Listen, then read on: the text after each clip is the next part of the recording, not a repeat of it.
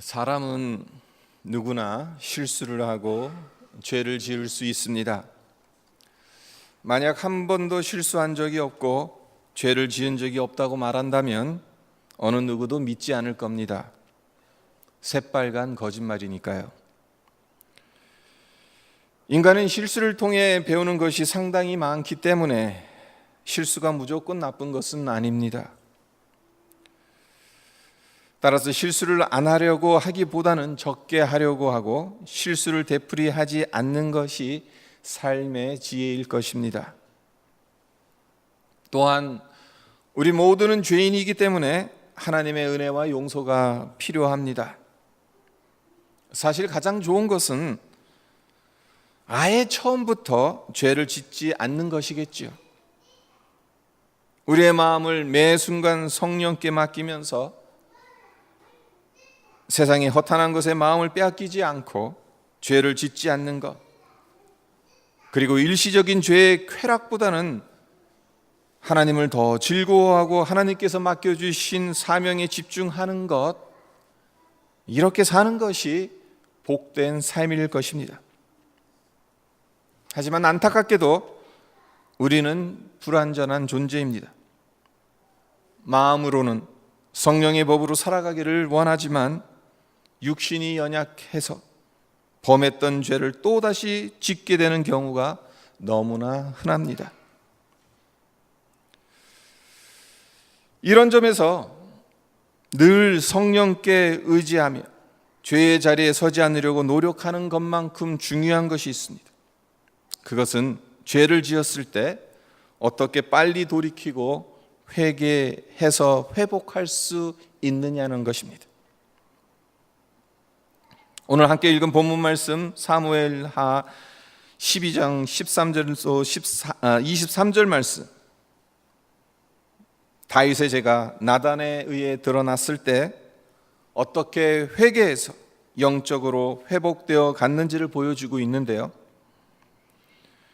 다윗을 통해 우리의 신앙생활에서 매우 중요한 부분인 회개와 회복을 어떻게 이루어가야 하는지를 배웠으면 합니다.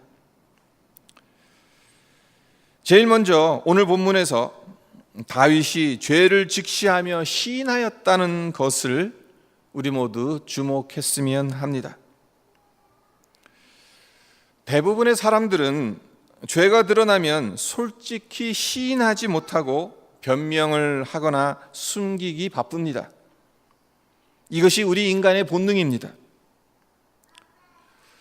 약 2시간 전에 프랑스와 크로아티아의 월드컵 축구 결승전이 끝났죠. 4대2로 프랑스가 이겼습니다. 이번 월드컵은 예상치 못한 이변들이 많이 일어나서 흥미진진했던 것 같아요. 한국이 피파 랭킹 1위 독일을 2대0으로 이기질 않나, 벨기에가 16강에서 일본에 거의 질 뻔하다가 후반 추가 시간에 이루어진 환상적인 역습으로 대역전승을 거두지 않나, 예년의 다른 월드컵보다 눈길을 사로잡는 장면들이 많았습니다. 그리고 이번 월드컵에는 이제까지 없었던 VAR이라는 신기술이 적용되는 바람에 초반만 하더라도 논란이 많이 있었습니다. 대표적인 경우가 한국이 멕시코전에서 먹었던 두 번째 골. 기성용 선수가 멕시코 선수에게 발목을 걷어 차였어요. 이것을 주심이 파울로 선언하지 않고 경기를 계속 진행하는 바람에 이 골을 먹게 됩니다. 주심이 비디오 판독을 했더라면 당연히 무효가 될 골이었습니다.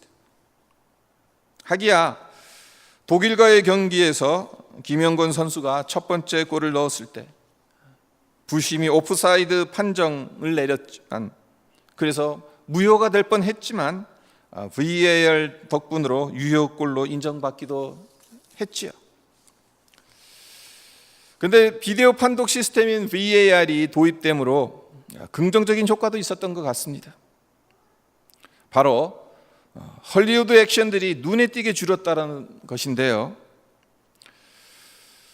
시간을 끌기 위해 심하게 부딪힌 것도 아닌데 죽을 것처럼 엄살을 부리다가 그냥 시간이 지나면 아무 일이 없었던 일어나는 경우가 많습니다. 그리고 페널티 박스 안에서 페널티킥 얻을 요량으로 오버 액션을 하는 경우가 많습니다. 네, 이런 헐리우드 액션이 이번 월드컵에서는 많이 줄어들었다는 겁니다. 아무래도 VAR 덕분이라는 생각이 듭니다. 하지만 그럼에도 불구하고 헐리우드 액션이 완전히 근절된 것은 아닙니다. 가장 대표적인 경우가 브라질과 멕시코와의 16강전 경기에서 네이마르 선수가 보였던 반응입니다.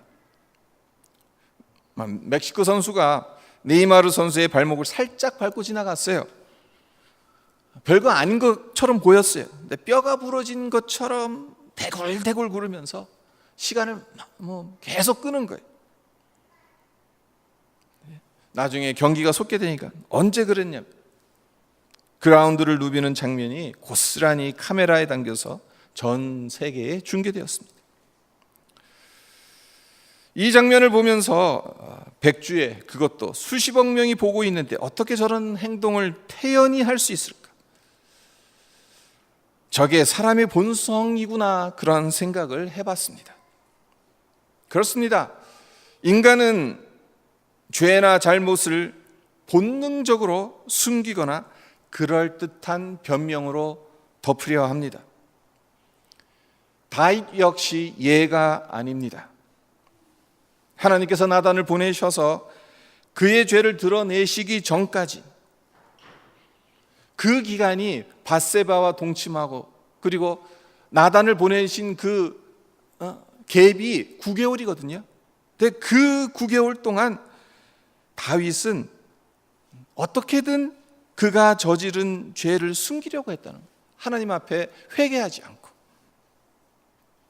보세요.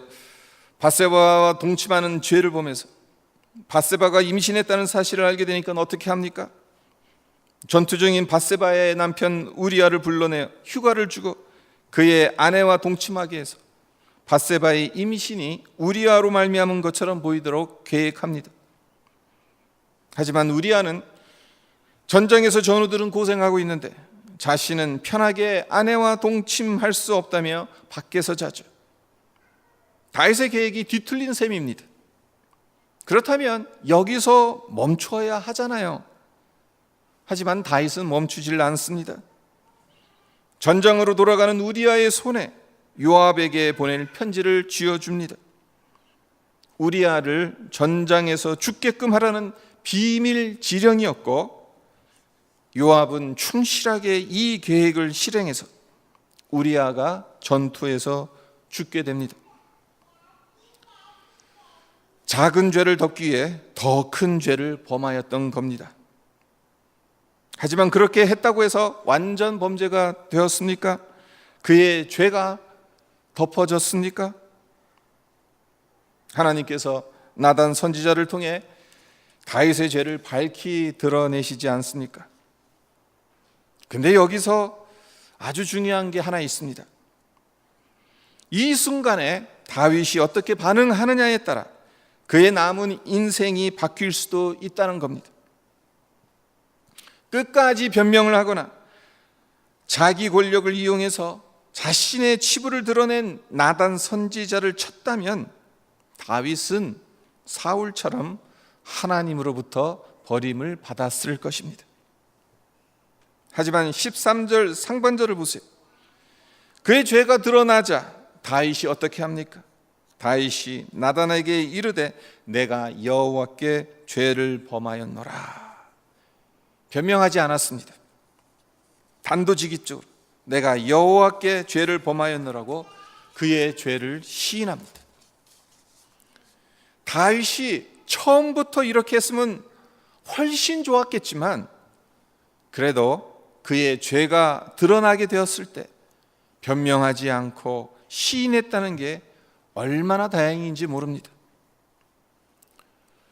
죄를 범했을 때 또는 죄가 드러났을 때 죄를 감추거나 변명하지 않는 것, 사실 우리로서는 상당히 힘든 일입니다.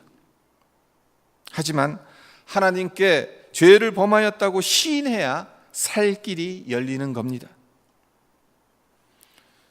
둘째, 하나님의 은혜를 구하는 다윗의 모습을 눈여겨보았으면 합니다. 다윗이 나단으로부터 전해 들은 하나님의 메시지가 무엇입니까? 13절 하반절과 14절을 보세요. 여호와께서도 당신의 죄를 사하셨나니 당신이 죽지 아니하려니와 이 일로 말미암아 여호와의 원수가 크게 비방할 거리를 얻게 하였으니 당신이 낳은 아이가 반드시 죽으리이다. 하나님께서 다윗의 죄를 사하여 주셔서 다윗은 살게 되겠지만 그가 낳은 아이는 반드시 죽게 된다는 말씀인데, 이 말씀대로 하나님께서 이 아이를 치셔서 심히 앓게 되었다고 말하죠. 그런데 이때 다윗이 어떻게 합니까? 하나님께서 죽이시겠다고 말씀하셨고 실제적으로 이제 거의 죽다시피 하는 그 아이를 보면서 그냥 지켜만 봤습니까? 16절과 17절을 보세요. 다윗이 그 아이를 위해 금식하며 밤새도록 땅에 엎드린 채 하나님께 간구하고 있습니다. 늙은 종들이 다윗에게 와서 일으키려 하니까 듣지 않고 먹지도 않습니다. 그리고 18절 상반절을 보면 이레 만에 그 아이가 죽으니라 라고 사무엘서 기자가 이야기하고 있습니다. 무슨 말입니까? 이레 만에 그 아이가 죽었다고 했으니 다윗이 7일 동안 계속해서 금식하고 땅에 엎드려 하나님께 간구했다는 겁니다. 성도 여러분, 여러분은 다윗의 이러한 행동을 어떻게 생각하십니까? 하나님께서 아이는 죽으리라고 분명히 말씀하셨는데도 다윗이 이렇게 행동하는 것, 때를 쓰며 매달리는 것인데 미련하게 보이지 않습니까? 하나님의 뜻에 반항하는 행동으로 보이지 않습니까? 그렇지 않다는 겁니다. 다윗이 이렇게 행동한 것은 하나님의 은혜를 구하는 것이었어요. 22절을 보십시오. 다윗이 이렇게 말합니다. 아이가 살았을 때에 내가 금식하고 운 것은 혹시 여호와께서 나를 불쌍히 여기사 아이를 살려주실런지 누가 알까 생각함이오거니와. 그러니까 아이가 살았을 때 다윗이 금식하고 운 것은 하나님께서 다윗 자신을 불쌍히 여기셔서 이 아이를 살려주실까 그런 기대감이 있었던 거예요. 한마디로 하나님께서 당신의 뜻을 확고히 세우셨어도 그 뜻을 철회하고 긍휼과 자비를 베푸실 때가 많다는 것을 다윗이 잘 알고 있었다는 겁니다. 그렇기 때문에 죽기를 각오하고 하나님의 긍휼을 구했던 것입니다. 7일 동안 식음을 전폐하고 땅에 납작 엎드려서 하나님 앞에 기도했다는 것, 그건 죽기를 각오하고 기도하는 거죠. 어찌 보면 다윗이 하나님께 은혜를 구하는 것은 뻔뻔스러운 행동입니다. 누구보다도 하나님의 법을 지켜야 할 이스라엘의 왕인 다윗이 남의 아내에게 욕정을 품은 것도 모자라 그 욕정의 결과로 임신한 것을 숨기기 위해 충직한 부하를 살인교사했습니다. 그 아내를 자기 아내로 맞이하고 아기를 낳았습니다.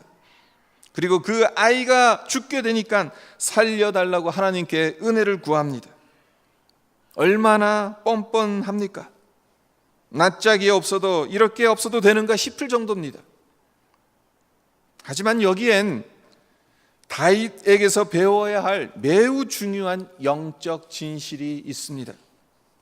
그것이 무엇인가 하면요, 신앙은 뻔뻔스러울 만큼 담대해야 한다는 겁니다.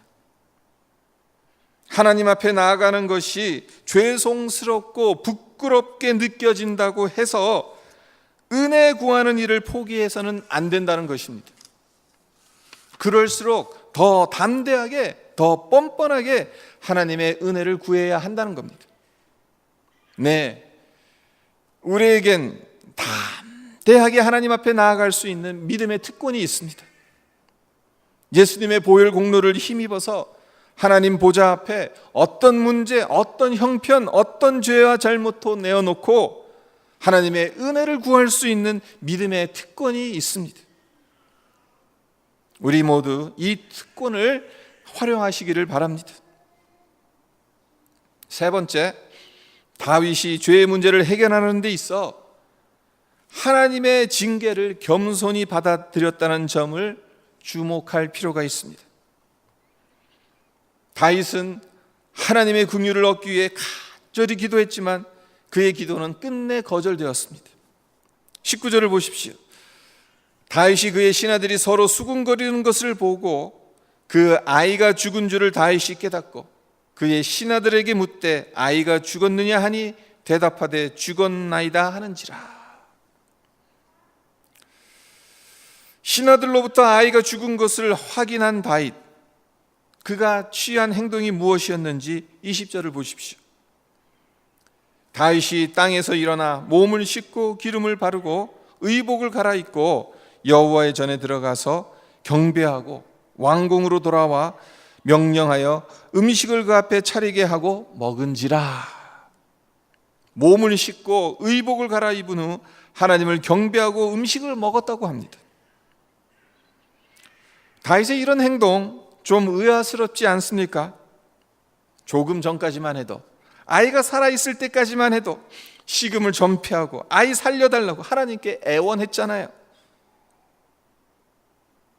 그런 그가 아이가 죽고 나니까 180도 변하는 거예요. 몸 씻고 의복을 갈아입고 하나님 앞에 나와서 경배하고 또 음식 내놔라 해서 그 음식 먹고.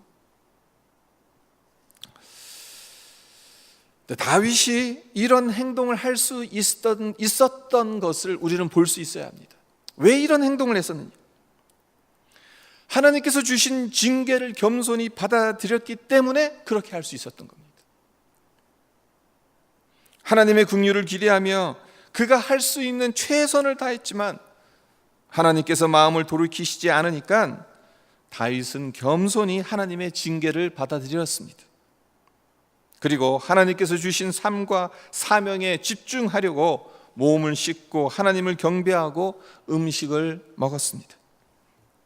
결국 다윗이 이렇게 행동한 것, 하나님의 징계를 겸손히 받아들이는 것이고, 그것은 또한 하나님의 결정이 옳다는 것을 인정하는 것이고, 하나님께 모든 것을 맡기겠다는 믿음의 행동이었던 거죠. 네, 진정한 믿음은 하나님께서 내가 기도한 대로 응답하시지 않아도 받아들이는 겁니다. 우리의 기도가 우리의 뜻대로 응답되지 않는다 하더라도 하나님의 결정이 옳다고 인정하는 것입니다. 우리가 하나님의 징계를 겸손히 받아들일 때 얻게 되는 유익이 하나 더 있습니다. 다윗과 밧세바와의 사이에서 태어난 아들 결국 죽었습니다. 그리고 이후에도 다윗이 뿌린 죄로 인해 그와 그의 가족은 엄청난 고통을 받아야만 했습니다. 다윗의 자녀들 사이에서 간음과 살인이라는 비극적인 사건이 연달아서 일어납니다. 압살롬이 반란을 일으키는 바람에 맨발로 도망가야 했습니다. 반란을 진압하는 과정에서 압살롬이 죽었다는 소식을 들어야 했습니다. 이와 같이 다윗의 죄가 드러난 이후 그의 인생에서 바람 잘 날이 없었습니다. 하루도 없었어요. 비참함의 연속이었습니다. 보통 사람 같으면 하나님의 징계에 반항할 법합니다. 하지만 다윗은 하나님의 징계를 겸손히 받아들였습니다. 그리고 그로 인해 죄의 결과를 면제받지는 못했지만 예상치 못한 은혜를 하나님께 받게 됩니다. 오늘 본문 뒤에 나오는 사건들을 보십시오. 25절과 26절을 보면 죽은 아들 대신 밧세바를 통해서 솔로몬을 허락하십니다. 솔로몬의 별명이 뭡니까? 여디디아거든요. 여디디아, 무슨 뜻이냐면 여호와께 사랑을 받은 자다. 아주 특별한 이름을 주신 거예요, 솔로몬에게. 그 정도로 솔로몬을 사랑하셨다는 것. 무엇보다 다윗의 뒤를 이어 왕이 되게 하셨습니다. 또한 26절 이하를 보십시오. 다윗이 암몬의 랍바성을 점령하는 은혜를 하나님께서 베푸셨습니다. 이미 저지른 죄의 열매는 사라지지 않았습니다. 그래서 고통스럽습니다. 하지만 그 가운데에서도 하나님은 다른 은혜를 베푸셨어요. 그것을 다윗은 경험했습니다. 그렇다면 우리가 하나님의 징계를 달게 받아들이기 위해 필요한 것이 무엇이겠습니까? 무엇보다 하나님의 징계 안에 하나님의 사랑이 있다는 것을 잊지 말아야 합니다. 히브리서의 12장 7절과 8절 11절에서 징계에 대한 하나님의 마음을 히브리서 기자는 이렇게 설명합니다. 하나님이 아들과 같이 너희를 대우하시나니 어찌 아버지가 징계하지 않는 아들이 있으리요. 징계는 다 받는 것이거늘 너희에게 없으면 사생자요 친아들이 아니니라. 무릇 징계가 당시에는 즐거워 보이지 않고 슬퍼 보이나 후에 그로 말미암아 연단받은 자들은 의와 평강의 열매를 맺느니라. 여러분, 내 아이와 이웃집 아이가 똑같이 잘못을 저질렀을 경우 누구를 더 혼냅니까? 대개 이웃집 아이는 적당한 선에서 타이르지만 내 자녀는 더 크게 혼을 내고 더 큰 벌을 줍니다. 왜 그렇습니까?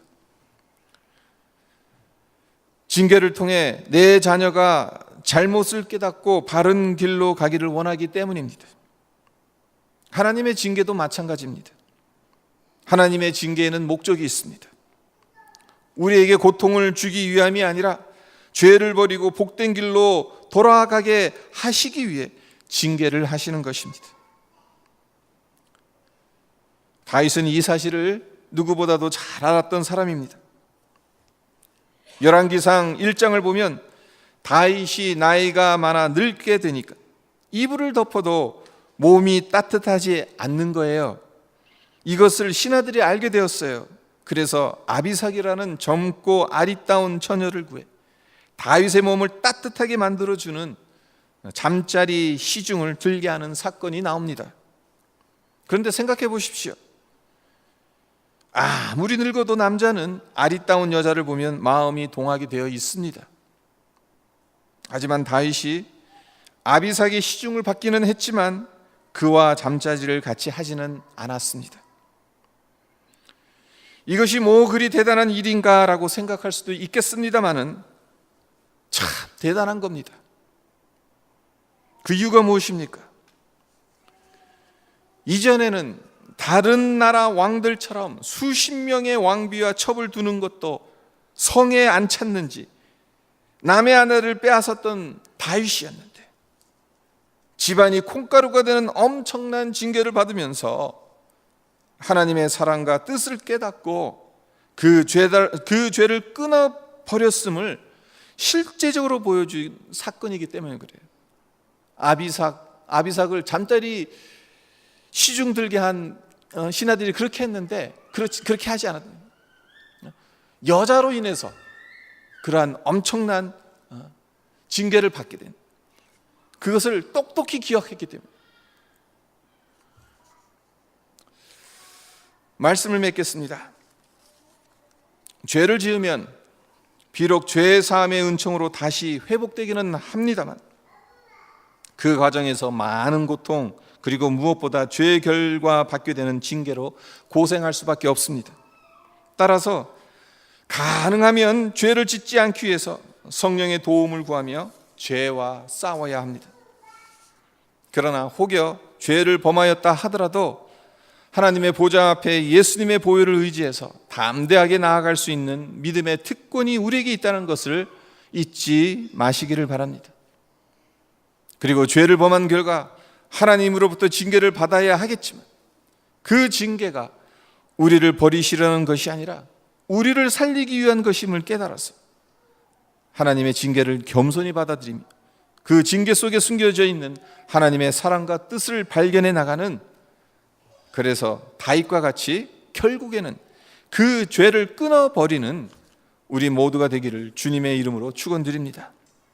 하나님은 어떠한 죄라도 상한 마음으로 악한 길에서 돌이켜 하나님께 나아오는 자를 즐거이 받으시며 그 죄를 용서해 주시는 분입니다. 오늘 본문 말씀 잠깐 묵상하면서 함께 기도하도록 하겠습니다. 다윗이 하나님께 회개한 것이 그가 죄를 범하고 나서 9개월이 지난 시점이었습니다. 밧세바를 범하고 나서 곧바로 회개한 것이 아니에요. 오히려 죄를 덮기에 바빴어요. 더 큰 죄를 범하죠. 살인교사를 합니다. 우리아를 전장에서 정말 쥐도 모르게, 쥐도 새도 모르게 마치 적군에 의해서 죽임을 당한 것처럼 그렇게 계획을 세웠어요. 살인교사였어요. 그렇게 9개월을 하나님 앞에서 자기 죄 숨기기 바빴습니다. 나단을 통해서 하나님께서 다윗의 죄를 환하게 드러내시니까 다윗이 어떻게 했습니까? 늦었지만 하나님 앞에 변명하지 않았습니다. 하나님 앞에 무릎 꿇었습니다. 하나님, 제가 죄를 지었습니다. 제가 당신 앞에 죄인입니다.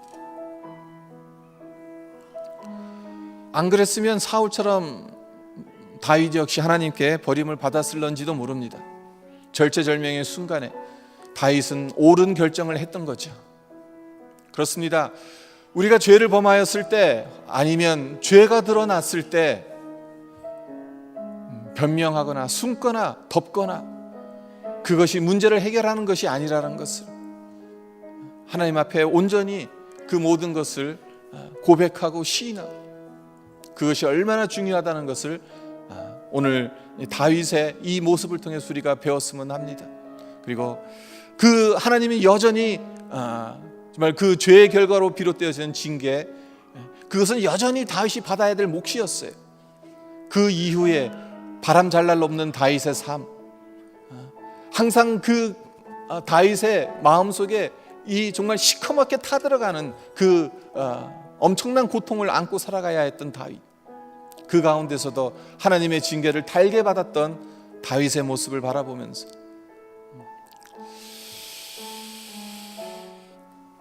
우리가 하나님 앞에 어떻게 서야 하는지 우리가 깊이 생각하고, 정말 하나님이 용서하심, 하나님의 사유하심, 하나님의 은혜, 하나님 우리가 그것을 누리며 살아가게 하시고, 하나님 또한 징계를 우리가 분명하게 어떻게 받아들여야 할지를 우리가 깨닫게 해주십시오. 우리 함께 기도하는 시간이 되었으면 합니다. 기도드리겠습니다. 아버지 하나님, 오늘 다윗이 그의 죄가 드러났을 때 아버지 하나님, 하나님 앞에 그 죄를 모두 다 회복